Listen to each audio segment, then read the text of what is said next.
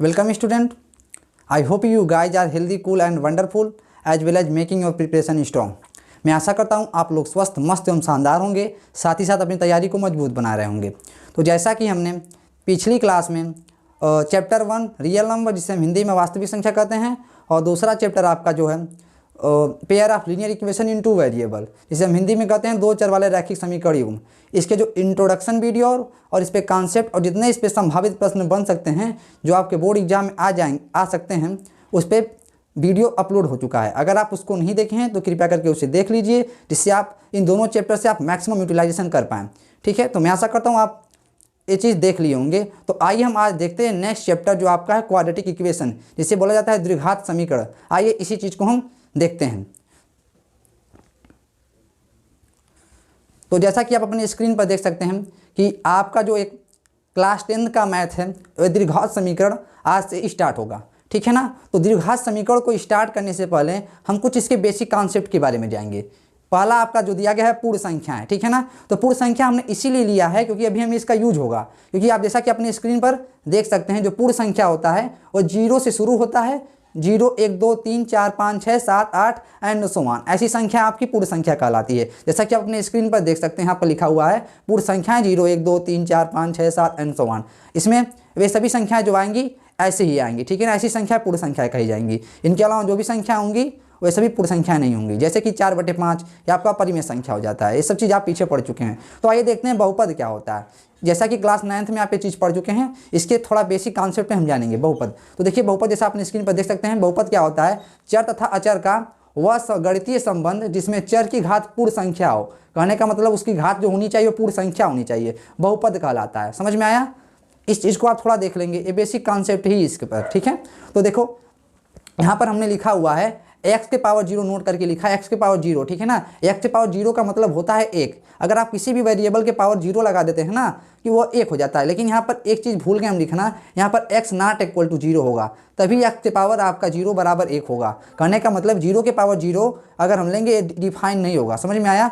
तो कहीं 0 के पावर 0 लिखा देखेंगे आप तो डिफाइन नहीं होगा, x से पावर 0 बराबर 1 होगा। ठीक है ना। तो यहाँ से निष्कर्ष निकलता है अतः सभी अचर क्या होता है? बहुपद होता है, जिसे हम अचर बहुपद कांस्टेंट पॉलिनोमियल कहते हैं। फॉर एग्जांपल जो आपके जो कांस्टेंट होते हैं ना, लाइक 0 1, जैसा कि अपने स्क्रीन पर देख सकते हैं, √5 5/6 0.999 1.56 8.69 एटसेट्रा। ओके। तो ऐसी जो सभी आपके जो कांस्टेंट होते हैं ना, कहने का मतलब जो अचर संख्या होती है ना, वो भी एक बहुपद होती है। उन्हें क्या कहते हैं? Constant polynomial. ठीक है ना। अब यहाँ जरा ध्यान दो, जैसे कि हमने एग्जाम्पल में दिया गया है x + 3 और x² - 5x प्लस, जैसे आप स्क्रीन पर देख सकते हैं x³ + x² + x + 5 0 6 and so on. ठीक है ना।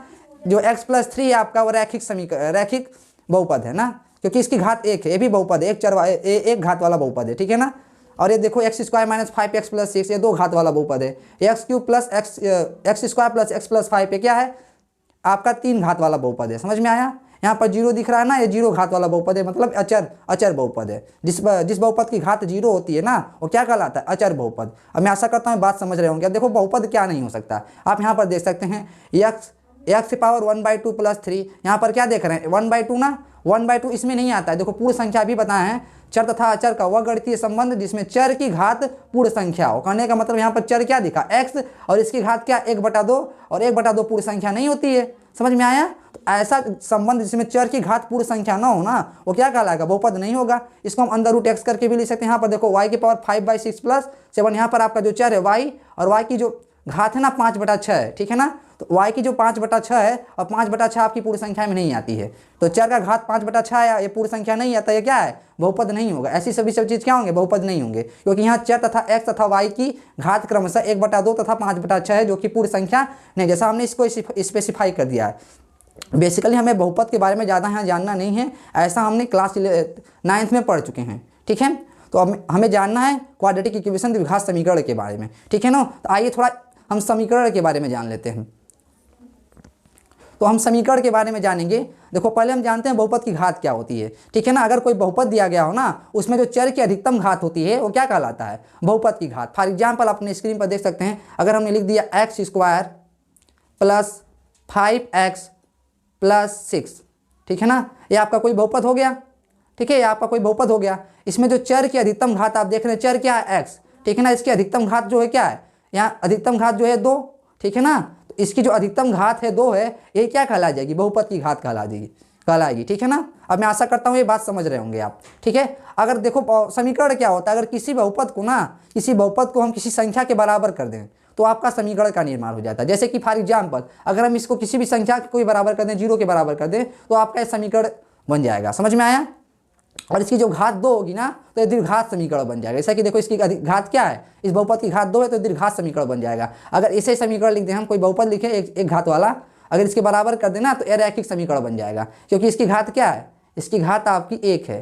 थोड़ा इसको इरेज करते हैं ना तो कन्फ्यूजन हो जाएगा अभी, ठीक है ना। इसकी घात क्या है, इसकी घात 1 है, यहाँ देख रहे हैं ना 1 छिपा हुआ है, तो ये क्या बन जाएगा, रैखिक समीकरण बन जाएगा। अभी हमने पीछे पढ़ा है 2 चर वाला रैखिक समीकरण, ऐसा समीकरण जिसकी घात 1 हो, ठीक है ना, रैखिक हो जाता है। अगर 2 चर होते 2 चर वाला रैखिक समीकरण हो जाता है, ठीक है। अब मैं आशा करता हूँ बात समझ रहे होंगे। अब देखो जरा यहाँ पर एक और समीकरण लेते हैं और समझाने का आपको प्रयास करते हैं, और बहुपद के मूल क्या होते हैं, ठीक है, उसको जरा देखते हैं। देखो अगर हम समीकरण ले लेते हैं x² - 5x + 6 = 0, ठीक है ना। अगर हम ये चीज़ ले लेते हैं ना, तो यहाँ पर देखो आपका जो मूल क्या होता है, या शून्यक भी से बोला जाता है, इंग्लिश में इसे रूट बोला जाता है। इस समीकरण के मूल क्या होंगे, ऐसे वैल्यू होंगे ना, ऐसे मान होंगे जो इस समीकरण को संतुष्ट करें। जरा x = 2 रखेंगे यहाँ पर आप, और x = 3 रखेंगे, ठीक है ना। इन दोनों पे आप देखेंगे ना, तो ये क्या हो जाएगा, 0 हो जाएगा। यहाँ देख चेक करो, यहाँ पर 2 रखेंगे तो क्या होगा, 2 का स्क्वायर - 5 × 2 + 6, है ना। तो इसको आप देखेंगे ना, यहाँ पर देखेंगे तो 2 दूनी 4 हो जाएगा, और 4 6 4 10 - 10 से आपका 0 आ जाएगा, ठीक है ना।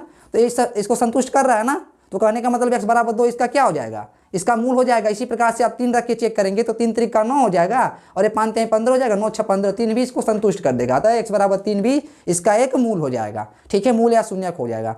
मैं आशा करता हूँ आप ये बात समझ रहे होंगे अब, ठीक है। तो आइए देखते हैं नेक्स्ट।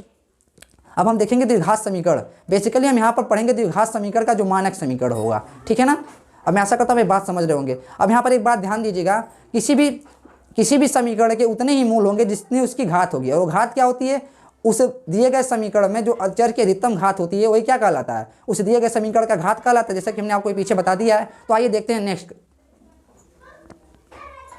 अब यहाँ आप देख सकते हैं, अब हम पढ़ेंगे स्टैंडर्ड इक्वेशन ऑफ क्वाड्रेटिक, ठीक है ना, स्टैंडर्ड क्वाड्रेटिक इक्वेशन, जिसे हम कहते हैं द्विघात समीकरण का मानक समीकरण। ओके, आइए ध्यान दो, जैसा कि आप अपने स्क्रीन पर देख सकते हैं, यदि px लिया है ना हमने, px कोई जैसे कि x का कोई चर है, ठीक है ना, तो इसको हम px के फॉर्म में लिखते हैं, कोई इसे बोला जाए पॉलिनोमियल ऑफ x। ओके, तो यहाँ पर आप देख सकते हैं, यदि p ऑफ x = ax², यहाँ ax² लिखा हुआ है प्लस bx प्लस c, एक द्विघात बहुपद हो। अब यहाँ समझो, अभी हमने बताया बहुपद ना, अब कोई भी जो समीकरण होगा पहले वो बहुपद होगा, और उसको किसी वैल्यू के इक्वेट कर देंगे हम, तो क्या बन जाएगा, आपका समीकरण बन जाएगा। ओके, तो यहाँ पर जरा ध्यान दो, तो px = ax² plus bx plus c हो जाएगा, एक द्विघात बहुपद हो तो px = 0 को एक द्विघात समीकरण कहेंगे। ओके, यहाँ पर समझो द्विघात समीकरण कहेंगे। क्यों द्विघात कहेंगे, क्योंकि यहाँ पर आप देख रहे हैं इसमें चर क्या है, x, और x की जो अधिकतम घात है वह 2 है, तो क्या कहेंगे, इसे द्विघात समीकरण कहेंगे, ठीक है ना। इसको मैथमेटिक्स में इसी प्रकार से परिभाषित करते हैं, यदि px = ax² plus bx plus c एक द्विघात बहुपद हो तो px = 0 को एक द्विघात समीकरण कहेंगे, जहां आपका स्मॉल a तथा b तथा c वास्तविक संख्या होगा। जैसा कि आपने पीछे पढ़ चुके हैं, वास्तविक संख्या के बारे में एक अच्छा लेक्चर अपलोड है पीछे, चैप्टर 1 ही है आपका, ठीक है ना। और यहाँ पर एक ध्यान देने वाली बात है, a ≠ 0 होना चाहिए, क्योंकि अगर यहाँ a 0 हो जाएगा ना तो द्विघात समीकरण ही नहीं बनेगा, इसकी घात 2 ही नहीं रह जाएगी, ठीक है ना, 0 हो जाएगा तो एक चर वाला रैखिक समीकरण बन जाएगा, ठीक है ना। तो यहाँ पर हमारा a ≠ 0 लिखना बड़ा इंपॉर्टेंट होता है। समझ में आया, मैं आशा करता हूँ बात समझ रहे होंगे, ठीक है। अभी देखो 5x + 3 हम ले लेना, यहाँ पर 5x + 3, यहाँ पर देखो a की जगह पर क्या है, 0 है, तो a आपका द्विघात समीकरण है ही नहीं, क्योंकि इसके चर क्या है, x है, इसकी अधिकतम घात क्या है, 1 है, तो ये आपके रैखिक समीकरण बन जाएगा। मैं आशा करता हूँ बात समझ रहे होंगे अब, ठीक है। तो इसको थोड़ा इरेज करते हैं और आगे बढ़ते हैं। बेसिकली आज आपका पूरा थ्योरेटिकल होगा, ठीक है ना, और इसमें हम समझेंगे। नेक्स्ट वीडियो में हम कुछ सवाल लेकर आएंगे, यहाँ पर बस समझने का हम प्रयास करते हैं, ठीक है ना। तो आप देखते हैं यहाँ पर, देखिए द्विघात समीकरण px = 0 के, जैसा कि अपने स्क्रीन पर देख सकते हैं, मूल वही होते हैं जो px के शून्यक। अभी बताएं शून्यक क्या होता है, एक ऐसा वैल्यू होता है जो दिए गए बहुपद या समीकरण को संतुष्ट करता है, वही क्या कहलाता है, शून्यक कहलाता है या मूल कहलाता है, ठीक है। अब यहाँ ध्यान दो, यहाँ पर एक द्विघात समीकरण px = 0 के दोनों मूल, यहाँ पर ध्यान देना, दोनों मूल या तो वास्तविक होंगे या दोनों मूल काल्पनिक होंगे। समझ में आया। अगर आप कोई भी दुनिया का द्विघात समीकरण ले लेंगे ना, या तो उसके दोनों मूल क्या होंगे, वास्तविक होंगे, या तो दोनों मूल काल्पनिक होंगे। कहने का मतलब यही है, उसका एक मूल वास्तविक और एक मूल काल्पनिक, ऐसा कभी भी नहीं मिलेगा आपको। ठीक है ना। अब मैं आशा करता हूँ बात समझ रहे होंगे। ठीक है ना। आगे सवाल के माध्यम से देखेंगे, यहाँ पर इस कॉन्सेप्ट को आप नोट करते चलिएगा। ठीक है ना। अगर आप नोट नहीं करना चाहते हैं तो इसे अच्छे से समझ लीजिएगा, वीडियो के डिस्क्रिप्शन बॉक्स में हम इसका नोट्स प्रोवाइड कर देंगे। ठीक है। आप इसे समझने का भरपूर प्रयास कीजिएगा। ठीक है। और यहाँ पर देख लीजिए, इस चीज़ को आप अच्छे से देखिएगा, या तो द्विघात समीकरण के दोनों मूल क्या होंगे, वास्तविक होंगे, या दोनों मूल काल्पनिक होंगे। यहाँ पर ये चीज़ लिखा हुआ है। ठीक है ना। यदि द्विघात समीकरण ax square plus B X plus C बराबर 0 के मूल p तथा q हों, तो ये दोनों मूल द्विघात समीकरण को X square plus B X plus C बराबर 0 को संतुष्ट करेंगे। इसको निम्न रूप में लिखा जा सकता है, जैसे कि देखो आप अपने बुक में देखेंगे ना, इन दोनों मूल को अल्फा तथा बीटा करके लिखा है। ठीक है ना। हम यहाँ पर p तथा q को ले लिए हैं। ठीक है ना। ऐसा हम कर सकते हैं। ठीक है ना। तो हम किसी भी मूल को ले सकते हैं, p तथा q मान लेंगे। ठीक है। क्योंकि यहाँ अल्फा बीटा हम थोड़ा टाइपिंग करने में हमें प्रॉब्लम आता है, इसी वजह से हमने p तथा q मान लिया। ओके।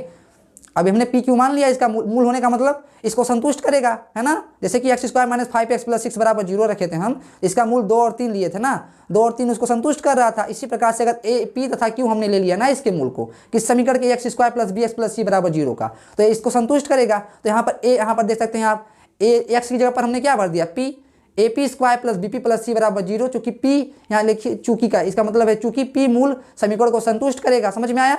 तो क्यू भी संतुष्ट करेगा, क्यों भी, क्योंकि उसका भी एक मूल क्यू है। ठीक है ना। तो A Q square plus B Q plus C बराबर 0, चूंकि क्यू मूल समीकरण को संतुष्ट करेगा, क्योंकि इसका मूल है। अभी हमने माना इस चीज़ को। ठीक है। मैं आशा करता हूँ आप बात समझ रहे होंगे। ठीक है।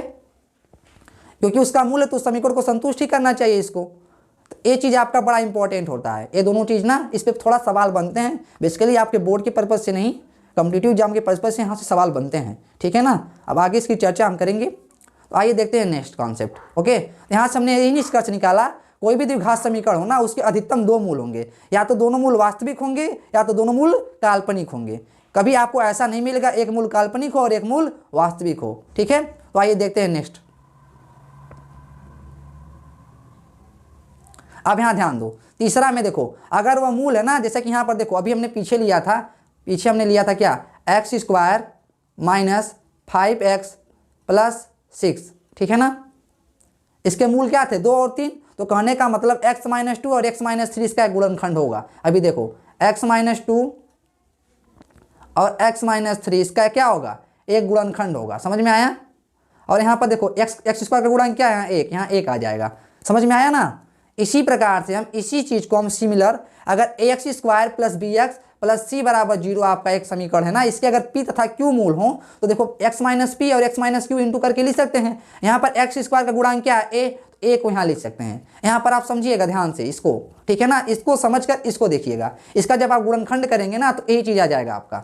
आप करके देख सकते हैं, x minus 2 into x minus 3, इसका आप गुणा करके देखेंगे तो ये चीज़ आ जाएगा। यहाँ पर एक्स स्क्वायर गुणांक 1 है तो इसलिए हमने यहाँ पर 1 लिया है। ठीक है ना। अब यहाँ पर एक्स स्क्वायर का गुणांक क्या दिख रहा है आपको, a, तो इसीलिए हमने क्या लिया यहाँ पर a into x minus P into x minus Q, क्योंकि x बराबर p और x बराबर q इसका एक मूल हमने मान लिया है। ठीक है ना। तो इसको ऐसा लिख सकते हैं। ठीक है ना। अब मैं आशा करता हूँ बात समझ रहे होंगे। चूंकि समीकरण 3 एक सर्वसमीका है, तो दोनों और की एक जैसी घातों की तुलना हम कर लेंगे। ठीक है ना। तो हम करेंगे क्या, दोनों जैसी एक घातों के गुणांकों की हम तुलना करेंगे ना। तो देखो यहाँ पर क्या होगा, A X square plus B, this implied that, basically यहाँ पर ये होगा दिस इम्प्लाइड डेट। ठीक है ना। थोड़ा दिक्कत हो गया, इसे इरेज करते हैं। ए आपका होगा दिस इम्प्लाइड डेट। ओके। ये क्या होगा, this implied that A X square plus B X plus C बराबर हो जाएगा, इसी को गुणा कर लेंगे आप, इसको गुणा कर लेंगे ना तो A into X square minus X P plus P Q आ जाएगा। ठीक है। तो यहाँ पर होगा क्या, हम दोनों तरफ क्या करेंगे, एक्स स्क्वायर के गुणांकों की तुलना करेंगे। ठीक है ना। और एक्स की घातों की तुलना करेंगे। जब यहाँ पर दोनों तरफ एक्स की घातों की तुलना करेंगे ना तो पी प्लस क्यू इंटू ए बराबर माइनस बी आ जाएगा। ठीक है। थोड़ा इसको हम करके दिखाते हैं आपको।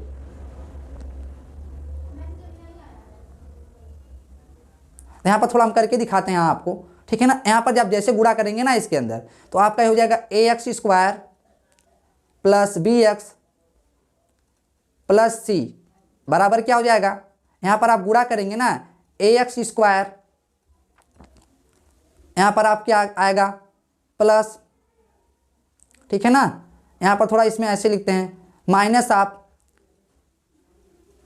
p प्लस क्यू, यहाँ पर आपका स्मॉल a आ जाएगा, है ना, इंटू एक्स प्लस ये क्या होगा प्लस आपका P A into P Q हो जाएगा। ठीक है, ए इंटू पी क्यू हो जाएगा। अब दोनों समीकरण से आप तुलना करेंगे ना, एक्स स्क्वायर का गुणांक तुलना करेंगे, यहाँ ए मिल रहा है, ये भी ठीक है ना। अब यहाँ पर तुलना करेंगे ना, एक्स का गुणांक, यहाँ पर एक्स का गुणांक, यहाँ एक्स का गुणांक क्या हो रहा है A into minus P plus Q, इसको हम माइनस इधर भेज दिए तो क्या है यहाँ बी है, तो कहने का मतलब यहाँ पर माइनस बी हो जाएगा। ठीक है ना, तो यहाँ पर पी प्लस क्यू इंटू ए बराबर माइनस बी हो जाएगा। समझ में आया? कहने का मतलब A into minus P plus Q बराबर क्या होगा बी, यहाँ पर होगा ना, तो यहाँ पर ऐसे होगा, इधर माइनस हमने पक्षांतर कर दिया उसको। ठीक है ना, तो यहाँ पर ये माइनस बी आ जाएगा। समझ में आया? मैं आशा करता हूँ बात समझ रहे होंगे। तो पी प्लस क्यू बराबर आपका एक सूत्र आता है अल्फा प्लस बीटा बराबर माइनस बी बाई ए, क्योंकि हमने यहाँ पर मूल पी तथा क्यू लिया है ना, तो यहाँ पर बेसिकली आपका पी प्लस क्यू बराबर क्या आ जाएगा माइनस बी बाई ए। अब यहाँ से देखो सी की तुलना करेंगे अचर वैल्यू की, और यहाँ पर क्या है ए इंटू पी क्यू, तो ए इंटू पी क्यू बराबर सी हो जाएगा, तो पी क्यू बराबर क्या आ जाएगा सी बाई ए, ये आपका सूत्र निकल के आ जाता है। ये क्या है मूलों का योगफल बराबर minus B by A and मूलों का गुणनफल बराबर सी बाई ए। अगर A X square plus B X plus C बराबर जीरो, यहाँ A not equal to zero और ए बी सी क्या हो वास्तविक संख्या हो। ठीक है, यहाँ अचर पद की तुलना करने पर हमने लिख दिया है। ठीक है ना, दोनों पक्षों में अचर पद की तुलना कर लिया है। मैं आशा करता हूँ बात समझ रहे होंगे। आइए देखते हैं नेक्स्ट कॉन्सेप्ट।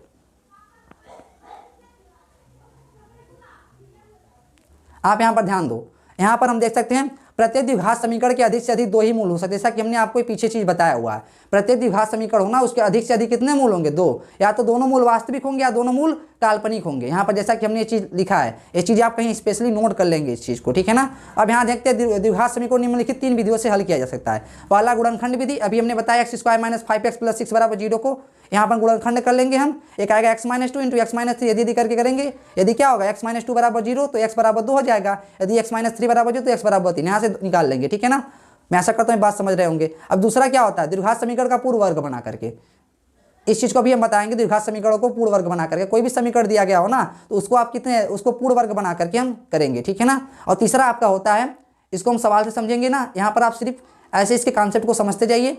सूत्र तीसरा क्या होता है, यहाँ पर आप सिद्धाचार्य का सूत्र पढ़े होंगे। अगर A X square plus B X plus C बराबर 0, जहाँ A not equal to 0 A B C वास्तविक संख्या हो ना, तो उसका जो एक सूत्र आता है सिद्धाचार्य सूत्र बोला जाता है, एक्स बराबर माइनस बी प्लस माइनस ए अंदर रूट है बी स्क्वायर माइनस 4ac सभी के बटे 2a हो जाता है, जैसा कि आप अपने स्क्रीन पर देख सकते हैं। इसके द्वारा हम ज्ञात कर सकते हैं समीकरणों को। ठीक है ना, अगर हम किसी भी दीर्घात समीकरण को ज्ञात नहीं कर पाते हैं तो बेसिकली हम इसी सूत्र का प्रयोग करते हैं। ठीक है ना, समझ में आया? आइए देखते हैं, यदि समीकरण X square plus B X plus C बराबर 0, जहाँ ए बी सी आपका वास्तविक संख्या है ना, अगर इसका एक मूल, कहने का मतलब अगर इसका एक मूल पी प्लस रूट क्यू हो और दूसरा मूल क्या हो पी माइनस रूट क्यू होगा। ठीक है ना, कहने का मतलब अगर कोई भी आपको समीकरण दे देगा ना, कहेगा अगर एक समीकरण एक द्विघात समीकरण का एक मूल 1 प्लस रूट 2 है ना, तो आप उसका दूसरा मूल ऑटोमेटिक समझ जाइएगा कि वो दूसरा मूल 1 माइनस रूट 2 होगा। कहने का मतलब हमारा यही है। ठीक है, मैं आशा करता हूँ बात समझ गए होंगे अब। ठीक है ना, या एक मूल 1 माइनस रूट 2 दे देगा ना, तो आप समझ लेंगे उसका दूसरा मूल 1 प्लस रूट 2 हो जाएगा। ये चीज़ हमने यहाँ पर लिखा हुआ है। ठीक है, अब मैं आशा करता हूँ बात समझ रहे होंगे, क्योंकि द्विघात समीकरण है उसके अधिक से अधिक कितने मूल होंगे दो। ठीक है ना, अब आइए देखते हैं नेक्स्ट कॉन्सेप्ट। अब यहाँ पर देखिएगा, अगर द्विघात समीकरण को पूर्ण वर्ग बनाने की विधि हम करेंगे क्या, इसको कैसे बनाएंगे पूर्ण वर्ग। ठीक है, तो हम करेंगे, देखो क्या करेंगे। तो सबसे पहले हम एक्स स्क्वायर के गुणांक को क्या बनाएंगे, गुणक का मतलब गुणांक लिखाना चाहिए ना हमको। गुणांक को क्या बनाएंगे, एक बनाएंगे हम। ठीक है ना, तो कैसे बनाएंगे, एक्स स्क्वायर के गुणांक को पूरे समीकरण में भाग दे देंगे। ठीक है, अभी बताते हैं। और दूसरे चरण में क्या करेंगे, जो एक्स का गुणांक आएगा ना उसमें उसका आधा करके उसमें जोड़ेंगे तथा वही घटा देंगे। ठीक है, तो आपका जो समीकरण बनेगा या तो एक्स प्लस माइनस ए स्क्वायर, या तो कहने का मतलब या तो एक्स प्लस ए के होल स्क्वायर में बन जाएगा या एक्स माइनस ए के होल स्क्वायर में बन जाएगा, और यहाँ प्लस बी स्क्वायर बन जाएगा बराबर 0 हो जाएगा। ठीक है, मैं ऐसा करता हूँ बात समझ रहा हूँ। इसको एग्जाम्पल के माध्यम से देखते हैं। यहाँ पर आप देख सकते हैं 4x square plus 4x plus 5 बराबर 0 है। ठीक है, इसे पूर्ण वर्ग बनाना है, हमें हल करना है पूर्ण वर्ग बनाकर। तो क्या करेंगे हम, तो हम इसको करेंगे कुछ और नहीं, एक्स स्क्वायर प्लस एक्स, तो यहाँ पर क्या है आपको एक्स स्क्वायर गुणांक क्या दिख रहा है 4, तो 4 से दोनों पक्षों में भाग दे देंगे। जैसे भाग देंगे ना, एक्स स्क्वायर यहाँ 1 हो जाएगा, यहाँ 4x से बटे 4 जाएगा तो भी x हो जाएगा, यहाँ प्लस 5 बटे 4 हो जाएगा, जैसा कि हमने यहाँ पर लिखा हुआ है, जैसा कि स्क्रीन पर देख सकते हैं। ठीक है, अब यहाँ ध्यान दो, दूसरे स्टेप में क्या करेंगे, यहाँ पर x का गुणांक क्या दिख रहा है आपको, 1 का आधा क्या होगा 1/2, और 1/2 का होल स्क्वायर जोड़ेंगे इसमें तो 1/4, तो उतना घटाना भी पड़ेगा, 1/4 घटा देंगे हम, प्लस 5/4 बराबर 0, जैसा कि हमने यहाँ पर देखो लिखा गया है। x से गुणांक को आधा करके उसके वर्गों को जोड़ना तथा घटाना है। तो यहाँ x का गुणांक क्या है 1 का आधा क्या होगा 1/2, और 1/2 का स्क्वायर क्या होगा 1/4, उतना जोड़ेंगे उतना घटाना भी पड़ेगा हमको, क्योंकि हमें इक्वेशन को बैलेंस करना है। तो प्लस 5/4 पहले से इसको लिख देंगे। ओके, तो यहाँ पर देख रहे हैं क्या बन गया, ये आपको कुछ दिख रहा है x प्लस 1/2 का होल स्क्वायर। ठीक है, मैं आशा करता हूँ बात समझ रहे होंगे। अब इसको जब सॉल्व करेंगे ना 5/4 माइनस 1/4 तो आपका 4/4 आ जाएगा, तो मैं कहने का मतलब 1 आ जाएगा। अब इसको थोड़ा हल करेंगे ना हम यहाँ पर हल करेंगे तो x प्लस 1/2 का होल स्क्वायर हो जाएगा आपका, ठीक है, या बराबर किसके हो जाएगा, -1 के, ठीक है। अब ये आपका आ जाएगा x प्लस 1/2 बराबर हो जाएगा आपका √-1 प्लस माइनस √1, ये आपका आयोडा हो जाएगा ना। तो बेसिकली यहाँ से आपका x बराबर आ जाएगा, x बराबर क्या हो जाएगा -1/2 प्लस माइनस √-1 की वैल्यू क्या होती है, आयोडा के बराबर होती है। या आयोडा जो है ना एक कॉम्प्लेक्स नंबर में आप पढ़ेंगे क्लास 11th में। जब तक के लिए इतना ही जानिए कि आयोडा की जो वैल्यू होती है ना वो आपकी आयोडा की वैल्यू होती है √-1, ठीक है, √-1। मैं आशा करता हूँ बात समझ, यहाँ पर देख सकते हैं। अब इसका हमने सोल्यूशन ला दिया है, ठीक है ना, इसके द्वारा हमने ला दिया है कंप्लीटिंग स्क्वायर मेथड से पूर्ण वर्ग बना करके इस विधि द्वारा हमने इसका सोल्यूशन निकाल दिया है, ठीक है ना। अब आगे के सवाल में हम इसको देखेंगे, ठीक है, अच्छे से। तो आइए देखते हैं नेक्स्ट चीज, इसको इरेज करते हैं। मैं आशा करता हूँ बात समझ रहे होंगे आप,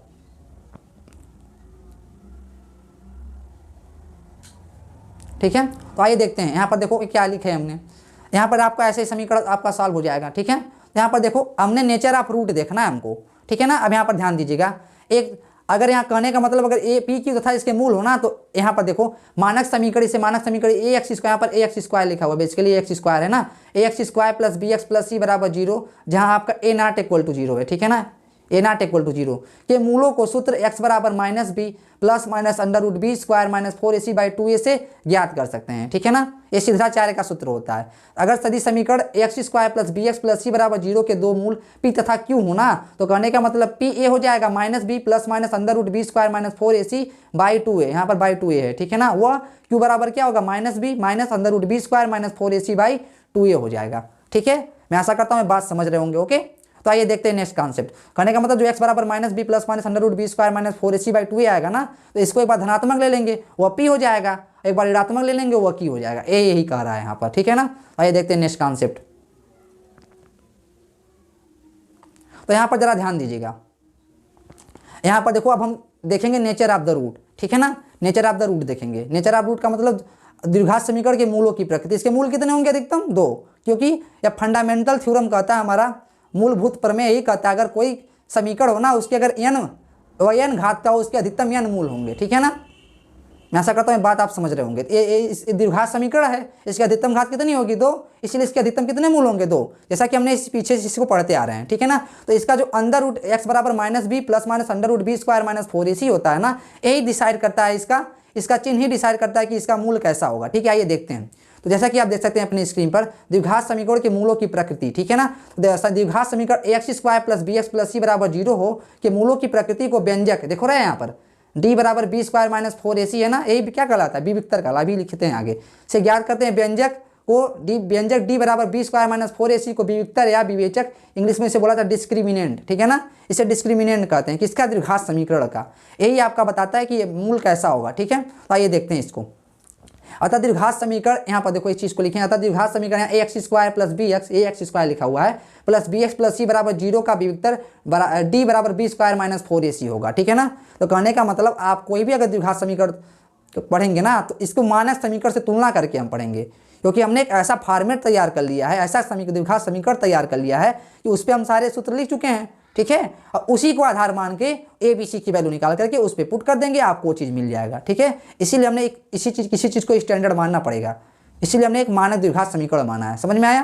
तो यहाँ आप सोच रहे होंगे कि मानक द्विघात समीकरण क्यों माना गया है। इसीलिए माना गया ताकि हम अपने जो थ्योरी हमारा है उसके बेस पर हम उसके वैल्यू को मान कर निकाल सकें, ठीक है ना।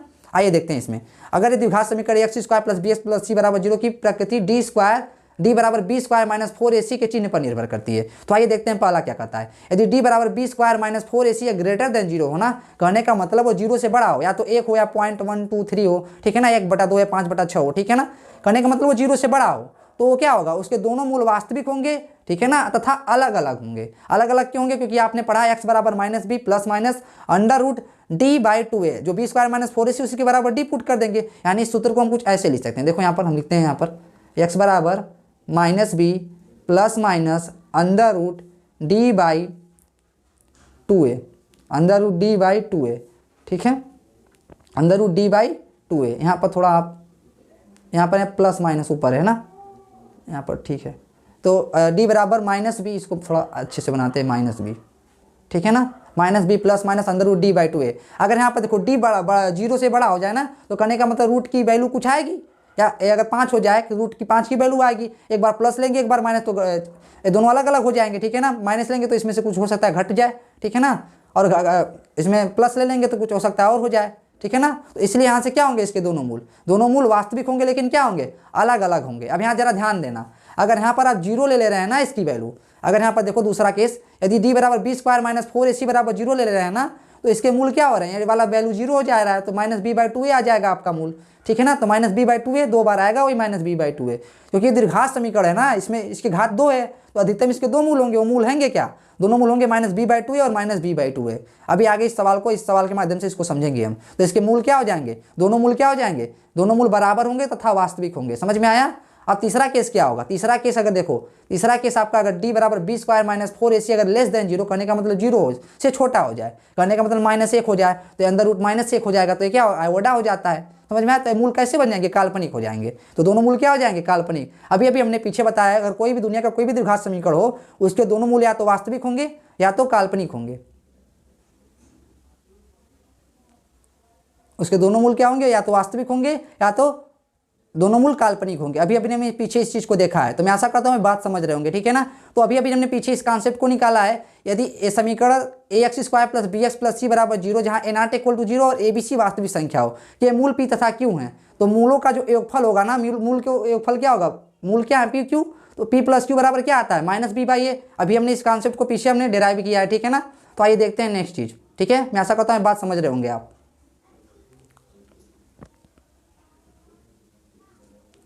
और देखो, और ये मूलों का गुणनफल क्या हो जाएगा आपका, मूलों का गुणनफल आपका c बाई ए हो जाएगा। अगर उसके मूल p तथा q हो ना, तो आपका क्या हो जाएगा, मूलों का गुणनफल c बाई ए हो जाएगा। मैं आशा करता हूँ बात समझ रहे होंगे। अगर ax square plus bx plus c बराबर 0, अगर द्विघात समीकरण का कोई मूल हो, तो उसका जो मूलों का गुणनफल p q क्या हो जाएगा, c बाई ए, ठीक है ना। समझ में आया। मैं आशा करता हूँ बात समझ रहे होंगे। जहाँ c क्या है, अचर पद है, ठीक है ना, और ए क्या है, एक्स स्क्वायर का गुणांक। इसको हिंदी में ऐसे भी लिख सकते हैं, मूलों का गुणनफल बराबर हो जाएगा अचर पद बटे एक्स स्क्वायर का गुणांक, ठीक है ना। इसको ऐसे भी लिख सकते हैं, ठीक है। अब यहाँ पर ध्यान दो, अगर आपको 2 मूल दिया हो ना, तो उसका हम समीकरण कैसे निकालेंगे, उसके समीकरण को निकालने का एक सूत्र होता है। तो यहाँ पर जरा ध्यान दो आप, यदि द्विघात समीकरण के मूल तथा p तथा q होना, तब इन मूलों से बनी समीकरण क्या होगा, X square minus X into मूलों का योग प्लस मूलों का गुणनफल बराबर 0 हो। अगर कहने का मतलब, अगर किसी द्विघात समीकरण के 2 मूल होते हैं, अगर वो p तथा q हो ना, तो एक्स स्क्वायर इंटू एक्स मूलों का योग p प्लस क्यू प्लस मूलों का गुणनफल p इंटू क्यू बराबर 0 होगा। इस सूत्र आपको बेसिकली याद रखना है। अगर ऐसा सवाल आपसे पूछेगा ना, अभी अगर कहेगा ऐसा सवाल में, एक सवाल बता देते हैं हम आपको, अगर कहेगा अगर किसी द्विघात समीकरण के एक मूल 1 प्लस रूट 2 हो, अभी हमने बताया अगर किसी द्विघात समीकरण के एक मूल 1 प्लस रूट 2 हो जाएगा ना, तो उसका दूसरा मूल क्या हो जाएगा, ये आपका p हो, अगर, ठीक है ना। अगर q क्या हो जाए, q ऑटोमेटिकली 1 माइनस रूट 2 हो जाएगा, हमने पीछे बताया हुआ है आपको। तो p प्लस क्यू करेंगे तो क्या आ जाएगा आपका, जब p प्लस क्यू करेंगे आप, तो p प्लस क्यू बराबर क्या हो जाएगा आपका, इसको ऐड करोगे तो 2 आ जाएगा, p इंटू क्यू करेंगे तो क्या, वर्गांतर के सूत्र से 1 माइनस ए स्क्वायर माइनस बी स्क्वायर बनेगा, तो 1 माइनस 2 आ जाएगा ये, तो ये माइनस का 1 आ जाएगा, ठीक है ना। तो इस चीज़ की वैल्यू आप पुट करेंगे, थोड़ा इसको इरेज करते हैं, ठीक है ना। तो यहाँ p प्लस क्यू की वैल्यू आप पुट करेंगे और p माइनस क्यू की वैल्यू पुट करेंगे, तो यहाँ पर क्या हो जाएगा आपका, तो यहाँ पर एक्स स्क्वायर है ना, तो एक्स स्क्वायर लिख देंगे, p प्लस क्यू की वैल्यू क्या आई है, x, p प्लस क्यू की वैल्यू आपकी 2 आई है, तो 2x, और p इंटू क्यू की वैल्यू क्या आई है, माइनस का 1, तो माइनस 1 बराबर 0। तो आपको ये द्विघात समीकरण मिल गया ना। ऐसे ही बेसिकली आपसे सवाल पूछेगा, अगर कहेगा इसके एक मूल 2 प्लस रूट 3 है, दूसरा मूल ऑटोमेटिकली आपको पता चल जाएगा 2 माइनस रूट 3 हो जाएगा। समझ में आया। मैं आशा करता हूँ बात समझ रहे होंगे, ठीक है ना। तो इस चीज़ को हम ऐसे लिख देंगे, p प्लस क्यू निकाल लेंगे, p क्यू निकाल देंगे, इसको इसमें पुट कर देंगे, आपका द्विघात समीकरण मिल जाएगा। मैं आशा करता हूँ बात समझे होंगे। आज के लिए हमने पूरा थ्योरी कंप्लीट कर लिया है, जितने द्विघात समीकरण से थ्योरी बन सकते हैं। और बेसिकली हमें आप इस चीज़ को रिवीजन करते रहिएगा, ठीक है ना। नेक्स्ट वीडियो में हम इससे जुड़े पूरे सवाल लेकर आएंगे जो आपके बोर्ड एग्जामिनेशन में आने की संभावना होगी। इसी चीज़ पर आप प्रैक्टिस बनाए रखिएगा।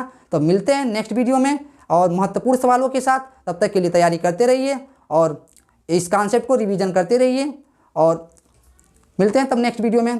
थैंक यू, धन्यवाद, जय हिंद।